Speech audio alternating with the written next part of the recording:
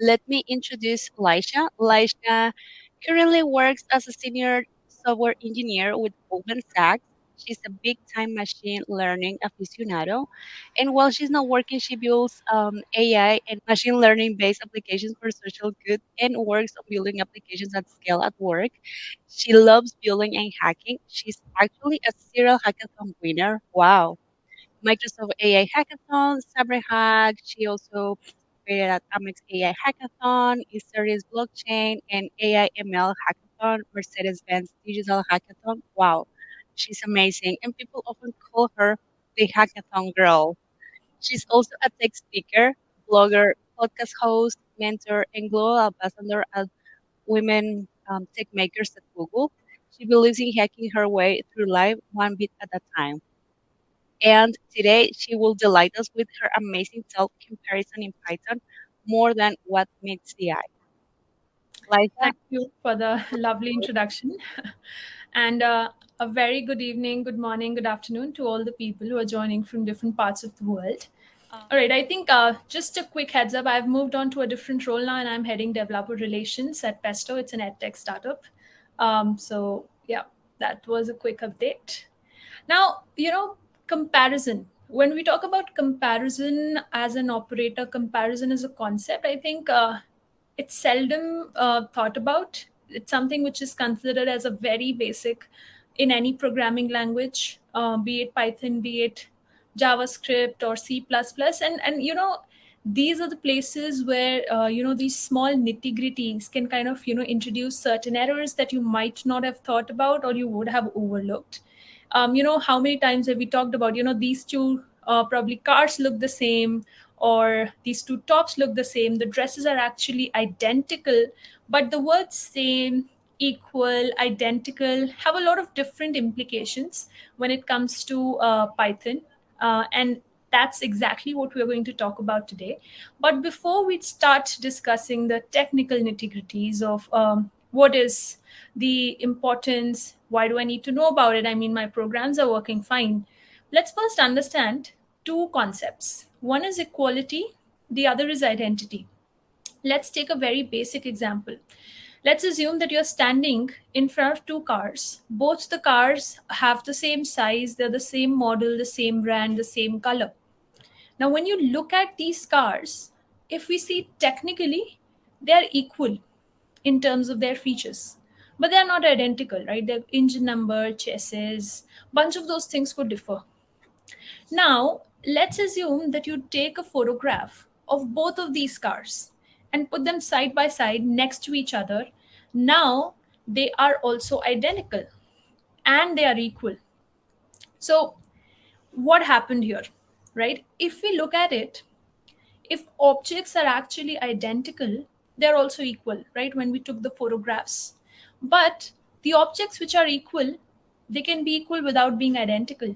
Now that's a lot to absorb. And why did I use the term objects actually? It's because in Python, inherently, everything is at the grassroots level is an object which has a type, it has a value, and it has an identity. So, I mean, if we translate it to a real world, you could think of any real life object which will have different attributes. So, today will be all about understanding those objects and discovering some fun things which you might have overlooked. So, let's get started. And I am pretty sure most of you would have run into this issue where when you check 1 comma 2 is equal to 1 comma 2, that is true, but then is 1 comma 2 also 2 comma 1, and bunch of those things around it, right? So today is all about debunking those and making it a tad bit simpler for you to understand all of these things. So when it comes to comparison, right, where do we start? Most commonly, I think everybody uses the double equal to operator, or you'll use the is identifier, right? Now, essentially, we'll use double equals to when we're comparing something for equality, right? When we want to say that, let's say we have an application where we are basically grading students for being graduation for on their graduation for the next course. So we'll be looking at their final percentage, and that should be more than 50%. So there we'll essentially use a double equals to operator. And in case we are dealing with any kind of identity, right, in terms of, let's say, if this particular list is of this type, right, when we are talking about the nature of that particular object, identity generally comes in. So let's start with the very, very basic thing, right, which is string. Let's say I have a string called A, which is Python. I have a string B, which is also called Python. So when I say A is equal to B, we expect it to be true. And we also expect A is B to be true because essentially both of them are strings, right? Now let's look at something a little bit more involved.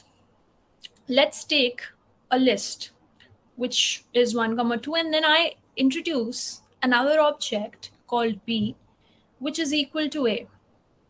Now A is equal to B, which is definitely true. A is B is also definitely true because inherently both A and both B are actually lists. Now let's look at instance 3, where things get a little bit interesting. Now we say A is a list, B is a list. Both of them are equal, but they are different objects. So they are not identical. That's why the equality actually comes out to be true, but the identity comes out to be false. Now you must be thinking, what in the world is happening? I mean, I don't see much difference between these two, right? So we will be looking at what is happening at the grassroots level, but just to give you a bit of an idea, we're talking about what differentiates both of them because their type is same, right? Their value is same, their identity is different. Identity is nothing but the address to which this object is actually pointing to. So let's look at one or two more instances so that it kind of becomes even more clear what I'm talking about. So let's talk about collections. Named tuple is another, I would say, structure that we have here. Now, I have a car tuple and I have three different attributes associated with it, which is the brand, color, and model. Now, what do you think is the expected output if I say car 1 is double equals to car 2? Maybe you could put it in the chat very quickly.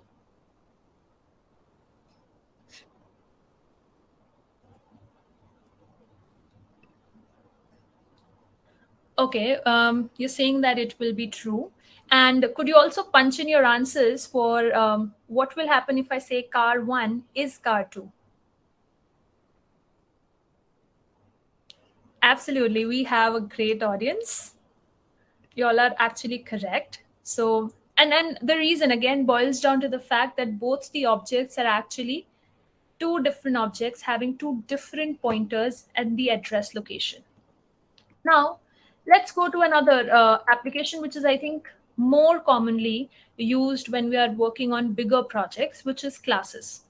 Again, I have the same structure and I have two different objects. Now, what happened here? Car 3 doubles equals to car 4 is false. Car 3 is car 4 is also false. Now, just to give you a little bit of a disclaimer, right? In terms of how Python determines if two objects are equal or identical in terms of Python 2, we're not going to discuss that. Everything that we're discussing is in the scope of Python 3, right? So understand this. A very simple rule is that if you want to know whether object A and B are actually the same car, then you would actually use is. Otherwise, you would use double equals to. If we go back to our previous example, right? Now, what we want to understand is that if I am implementing a class and I want to compare my car, I would need some sort of customized structure and a customized equality check as well to be able to establish that these are actually the same cars, but two different instances of the same car. So throughout the talk, I will be giving you various ways in which you can do that and ways in which you can actually programmatically do that. And we're going to explore the magic functions in Python as well. So I was talking about identity, right? So I would say that double equals to and is can lead to different results. So again, if you want to check for any equality, always go for a double equals to. And I know that this might sound like a very binary answer, and that thought process will change when you look at more examples. And I would rather say you're going to look at examples in which you're going to literally hold your head and think about, oh, did this ever happen with me, and why didn't I not look at it? So these are very, very simple things that generally get overlooked. So very, common question that would be coming into your mind is, how is Python identifying if they are the same car, right? How is the is operator resulting in a false while the equality is resulting in a true? Now, the principle underneath is very straightforward. Every object, irrespective of the language you see, will have some sort of identity. And the identity here is nothing but the address location, the ID, where it is actually pointing to in memory. And we can use the id operator to check the object's address in the memory, and that is basically the actual culprit, which is kind of tricking us into believing that one car is same as the other car when we change the way we implement our language. So let's do one thing. Let's actually check out some examples and understand how does it how does the address operator work differently, and why were we getting correct answers when we were dealing with strings and list, and things dynamically changed when we moved to other immutable data structures. So in case of strings, if you see, both of them are actually lying at the same id. The same thing also happened in case of list, because essentially b is nothing but a reference of a. Now let's look at what happened in case of a car when we had defined our car using a name tuple. Now, since name tuple is actually a mutable structure, you would see that the addresses for the car 1 instance and car 2 is different. That's why whenever you were using an identity operator, the result you were getting was actually different. And that's also the case why you were getting different, like a false result when you were looking at in case of a class. So the id is actually different. And if you run this code on your own, you obviously would result in different addresses. So don't be surprised if you get different ID numbers. But here, if you look at it, there's a very stark difference between how mutable objects and immutable objects actually work. Now, what are mutable and immutable? Immutable is something which cannot be modified after it's created, which is your integers, float, all of your Boolean, like your standard data or structures that are there. Mutable is which you can change, which allows modification, which is your list, dictionary, sets. It could be your class objects as well, which is again a structure of these mutable objects. Now, if we look at what the Python documentation says, right, in a nutshell, what it says that operations that you are, doing on immutable types, which is what we are more used to working with, it says that new values may actually return a reference to any existing object. And for mutable, this is not allowed. Now, that's a lot of information, honestly. Let me break it down for you in very simple terms. Now, what Python says to us is that an immutable object, firstly, cannot be modified after it's created, right? So, what happens is that the address that it will be assigned to, and it's having the same value, you would most likely return the same reference to any existing object because you know that it cannot change. But things change dramatically when you come to mutable objects. Now, let's understand this. If we create two mutable objects independently, they will definitely end up in the different memory addresses. That means they will essentially have different IDs as well, which is their addresses. And that's the sole reason why these two examples, in fact, these two examples actually resulted in different IDs. Now, when we look at this particular example, the one you see on the screen towards the right, They have the same ID because we are using b equals to a instead of creating b independently. If I go ahead and create b independently, you'll actually have a different ID. Now, how do you know and how do you like understand where this ID is coming from, who is doing it? It's kind of a little bit tricky. So let's visualize it of how a Python interpreter is actually doing it. So here I've actually used Python Tutor. It's a great website to visualize how your code is getting executed. And I mean, you should go and try it out too. So this is example number 3, where I'm saying that a and b are two independent objects. Both of them are equal, but both of them are not identical. So if you look here, they have different references, both of them. When I say a is a list and b is a reference to a, both of them are pointing at the same address. So I think this makes it pretty clear in terms of understanding that concept of identity. And if we look at our named tuple, where we had created a car with same values, but they were different objects because they're pointing to different address locations in memory. And the same thing also happens when you create a class instance, because essentially that object also has a different type, value, and ID. Now, mutable objects, I think inherently also we have a little bit of an idea that since these are bound to change and we are creating a new object, we understand that it is going to point to a different location. Now, what happens in case of immutable objects? Now, Python docs say that these may return a reference to any existing object with the same type and value. Now, this may is a little ambiguous, right? Let's say we say A is equal to 1, B is also equal to 1. Now, A and B may or may not refer to the same object. Now, that totally depends on the implementation. Now, that's a little ambiguous, and that is the reason why many times, in your programs, when you're using equality conditions, certain checks break, certain edge cases also, kind of result in false conditions and end up breaking things. And that's exactly what happened here. So I did a bit of research to understand what exactly is this implementation term that is coming in. So the first thing that I did is I ran this program in a shell. I gave both of them same value, and we know that since both of them are immutable, they are going to result true. Now, when I did A and B as 257, it gave me false, right? That was firstly ambiguous.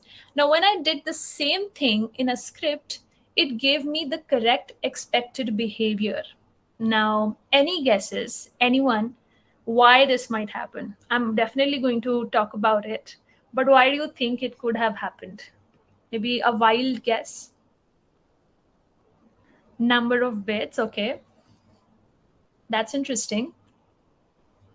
Okay, since all of you are eagerly waiting, let me give you the actual cause. What is there? It's actually the different implementations of the interpreters. Now, I know all of you would be holding up your heads and thinking, like, seriously, this was the reason why this was happening?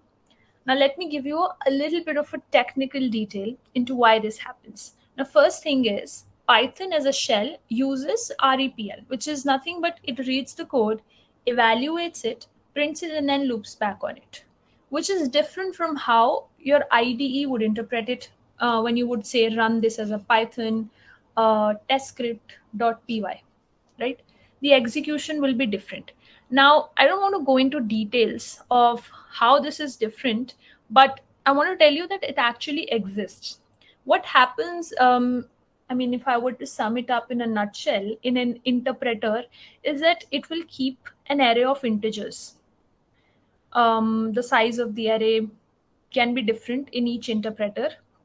Now, when you create an integer within that range, you just get a reference to the existing object. And if it is not in that range, then you will create a new object every time. That is why in shell, the behavior is random, but in case of your script, it's a little bit more structured. And this can also change depending upon which IDE you are using, right? And this is something which I is a known limitation, which is an unpredictable behavior as well. So I always suggest, when you are testing your code for correctness, always test it in an interpreter. Don't rely and test it line by line in a shell. Now, something that we are very sure about after this point is that for strings and numbers, we cannot rely on ID, right? As long as we are dealing with a shell, right? So this is something which you should remember when you are at least starting out on your journey with Python. Never rely on these, like do not rely on an identity operator when you're working with this. And even in reality, I don't think you would have such cases where you would want to compare the identity of two, right? There's no practical use case where you would pick up two immutable structures and compare their identity. So what I'm saying is, you would never want to do string a. You would rather use the equal to operator. So practical viability wise, I think you are good on that part. And this kind of at least gives us some clarity that how mutable works versus how immutable works. And I think we as developers are more used to using equality operator rather than using identity. So the next question that eventually pops up in our mind is, how is Python checking this equality, right? So Python as a language assumes that identical objects are equal to themselves. So when you are doing an equality check for identical objects, I think it is essentially skipped to improve its compiling performance. And in case of Python, all of the objects that you have are actually subtypes of objects. Your integer, boolean, float, they are all subtypes of an object. So essentially, they are inheriting the behavior that is there for the default comparison. Now you'll understand why I am telling you all of this information. Is this because equality for very basic structures is simple. When your data structures get more complex, you cannot actually use the standard equality operator. You need custom operators, and you also need a way to implement those custom operators. So let's look at how these comparison operators actually work for different sequences, for dictionaries, for name tuples, and customized objects. Um, any questions? I'll just take a very small pause to understand if there are any questions. Both are still 256. I think you're talking about the value. Yes, the value is 256. It's just that they are pointing to different objects. That's why their identity is different. The equality operator is actually resulting in the same answer. And I can see some ugh and shocking faces. I think that's more natural to come as we progress towards the end. So let's start with sequences. Sequences can be tuple, it can be a list. So when you're comparing, the order of the element is actually taken into consideration when you compare two sequences. So let's understand two things here. What the sequence here means is that, according to Python, it's the lexicographical comparison that it does for the elements. So let's say the first two elements are not the same in case of our sequence. So it would immediately return the false and not even go to the rest of the element. But let's say if you want to compare the sequence without considering the order, I mean, in a real world use case, this can definitely be an application. Let's say if we are comparing record of a person and there have been multiple updates in their address, we cannot say that the two persons are not the same, right? So we would need a way in which we can actually do that. So in those cases, I think collections, in the collections library, we have a counter. So it converts your list into nothing but a dictionary of the occurrence of how many times a particular key has occurred. So in that case, that is one way of dealing it without having to change the default comparison operator's performance. Now let's look at a very simple example so that you understand it better. So let's say I have a list A and B. Essentially, if you see, both of them are same.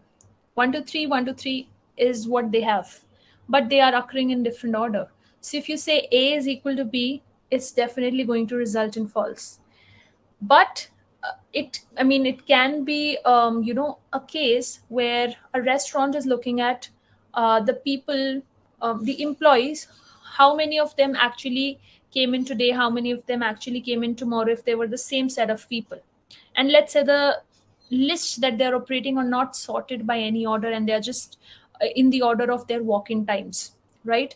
So in that case, this will actually fail, and this is not our expected output. If we actually put a counter on A and counter on B, we are going to get actually the same answer. So if you look at the comparison between counter of A and counter of B, it is going to be true. And to elucidate this thing on a set, it works the same on a set as well, because again, it's another mutable object that you have. Now let's make things a little bit interesting. Let's go to dictionaries. Now, in dictionaries, I think dictionaries are everybody's favorites, or hash maps in other languages.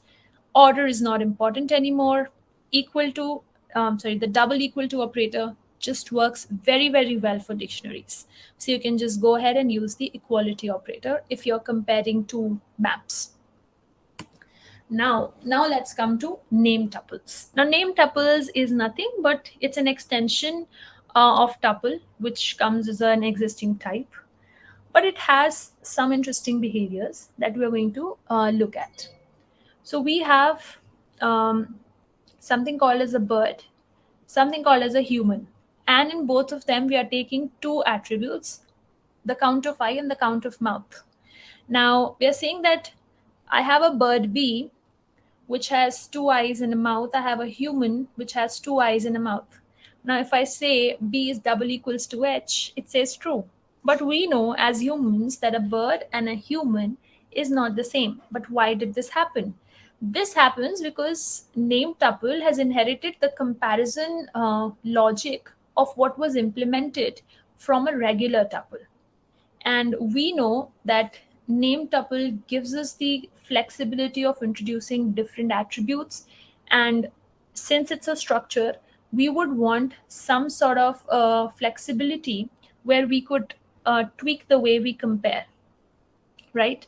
So now let's understand how we can tweak this, how we can make our lives a little bit simpler by looking at some customized objects. Now, what is customized objects? It's a way in which what we are trying to do is we are trying to overwrite some methods which are dedicated to the comparison. Um, what entails comparison? Comparison can be an equal to, it can be greater than, less than, greater than equal to, less than equal to, right? So the most generic method that we have, I think most of you would be aware of, is the CMP method. It's going to return a negative integer, sorry, if the value is less than the other, 0 if it's equal to other, and a positive 1 if it is greater than the other. However, since when we have migrated completely to Python 3, it's no longer used. So what do we do? What we have now is a bunch of different methods that we can actually utilize and understand. Actually, it helps us make our programs much more modular. Equal to is nothing but it is checking for equality. This is not equals to, this is less than, greater than, less than equal to, greater than equal to. Now, how do you implement it, right? So let's take a very simple example. I have a citizen class where I have some attributes like their name, address, and age. And I created two instances of the citizen. One when he was 25, one when he was 26, because his address changed when he was 26. Now, essentially, when you'll check whether these two citizens are the same, your system is going to say that no, these citizens are not the same. So this is actually wrong, because we are looking at all the attributes. Wherever it sees that it's not same, it's not going to look ahead. And that's why we resulted in a false. If you look at it, what would you do differently if you were to write a custom comparison operator to to check the equality of two citizens, because it is very likely for a person to change their address and their age will obviously increase over the years. And I know this is not a practical data structure any company would maintain to maintain their citizens, but let's assume in an alternate world, this is how we are doing things. Any ideas of how would you, build your custom comparison operator? Nadia, you're correct. Dictionaries aren't ordered. List and tuples are. Compare their SSN. Yes, that's a correct answer. Or use a date of birth. That's also correct. Compare the IDs and crucial data that identifies the person. That's actually the correct answer. You know, pick the things that you know are going to never change, right? In this case, I mean, I think we can assume that people are not changing names in my country, so I can go ahead and write a custom equality function that only compares the first name and last name with the other first name and last name. Other is basically the operator that helps you compare the value to the other value which you have. Self basically is the object value. Now, the next time you're going to do gym 25 equal to gym 26, you're going to get a true. But let's say you want to check if gym 26 is greater than gym 25, which is actually true. So you're going to get this type error that greater than operator is not supported. Now, once you start overriding the equality operators, you actually have to provide all of the customized object. And it's actually fairly simple of how you can go about it. The similar way we had first name and last name equality check, you can put a check on age for all of the numerical operators that you have. So the next time you do these checks, you're actually going to get the expected answer. And I think after seeing all of these examples, there would be instances where all of you would have gone like, okay, that is why it works that way. And I hope you now agree that comparing objects in Python is actually not that easy, and there's more to it what seems to the eye, because these very minute details can sometimes have a really huge impact on your program. One equality condition can actually break a lot of logic, which can have effect on your numbers, which can have an effect on the users of your program. I hope you enjoyed today's talk, and I am open for questions now. So you can put it in the chat, and in case you have further questions later on, you can always reach out to me on LinkedIn or Twitter. This is my handle. Vivian, unique indexing of records, I believe you were talking about adding an ID to those records so that we can actually compare it with those IDs. Okay, Cindy has a question which says, how can this be used to address data bias? Cindy, could you be a little bit more elaborate? What do you mean by data bias? Because bias would happen internally within the data, irrespective of how you deal with the equality aspect. Gender data gap. I think data bias is something which would actually come in if you are doing any, I would say, computation on the data, maybe some sort of data science application where the way your data is structured and the kind of values your data has can have an impact on your analysis and results. So I think equality comparison doesn't have a lot of effect on whether or not your data has bias. So I hope that answers your question. Ramya has a question which says, can you please explain the point of int string being sub-object types? Okay, so what I was mentioning is that everything in Python, right? If you look at the immutable object types, which is your int, your float, decimal, all of these are actually inherited from one type, which is the object. An object has three attributes, which is type, value, and ID. So essentially, whatever comparison properties that object has, That's the reason why all integers, floats, strings would display similar properties when you use comparison operator as well as the identity operator. So using comparison is more logical than using equality for better results. I think it totally depends on your application. If you're dealing with numericals, if you're dealing with logic where your object is not bound to change a lot, use equality, which is the double equal to operator. If it's something where you feel that multiple references can come in, you're working with a very big you could say you're working with a huge set of classes. There are multiple objects that you're interacting with, and they are bound to update depending upon real world scenario. I think it's good to use identity and then go for equality. And yes, Tamara, it is on the lines of pointers, but in Python, unfortunately, we do not have the concept of pointers.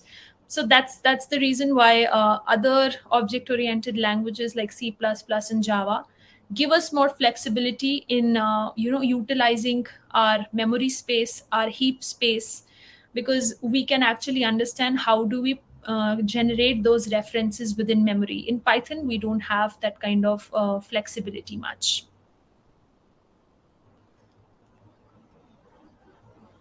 What an amazing talk, Laisha. Thank you so much. Learned a lot of you today, and there was a lot of positive comments. Let me see here. Nadia posted, "Love the Muppet reference." Good. Yes, we love that too. What will you recommend for people that it's getting introduced into um, comparison in Python and getting just learning the language? What are resources or um, tips that you can share to all to the rest of us? Mhm. So one thing I would suggest all of you to do is like always interpret your code. I think I'll just put the code for Python tutor again. So I think this has kind of helped me understand a lot of the logic which would generally get overlooked. So I think in Python, one major thing which is very important is get your basics right. And that can only be done when you actually, you know, type code yourself, look at the outputs, compare it, then you can understand it. I mean, you can read many different blogs, you can look at all the courses, but once you start doing things yourself, that's the only way you can learn Python. Because from a, I would say, syntax perspective, it's not very difficult. It's the Mhm. logic and the concepts in Python that is something you would want to understand in a deeper manner. And I will also put in another link for a good source for learning Python. Let me just put it right away. But I think now that we have access to a lot of, I would say, open source stuff, which is YouTube. There's a lot of courses. I think those are good to get started. But I would say, start building basic things, start writing classes, make one class inherit the other, see what objects are getting updated. That's the best way to go about understanding all of these things. And I'll also put a great resource on these magic methods that we just talked about, which will help you a lot. And I think Python as a community is one of the best when it comes to helping people, keeping the people within the community. So go follow those people. I think Twitter is a good resource. I think I tell this to everybody who starts learning tech, any language. Share whatever you are learning on your choice of social media, right? I think somebody had mentioned your 100-day code challenge, right? So what you do in that 100-day code challenge is every day you're going to learn one new thing about that language, and then you try it out, you share your learnings, and then you kind of understand it really well, right? So I think that's the concept about irrespective of whether you're learning Python, whether you're learning machine learning, data science, start learning it in public, and then you will have so many people helping you out that you would be actually overwhelmed with the kind of support you get. And if you ever have any questions in terms of resources or you get stuck, feel free to reach out to me on my socials.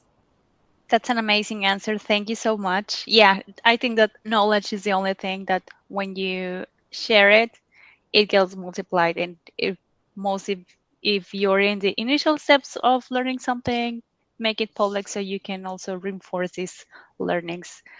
Um, Lucy is having a question here. Once you have learned to use the comparative operators, what kind of projects is this knowledge applied?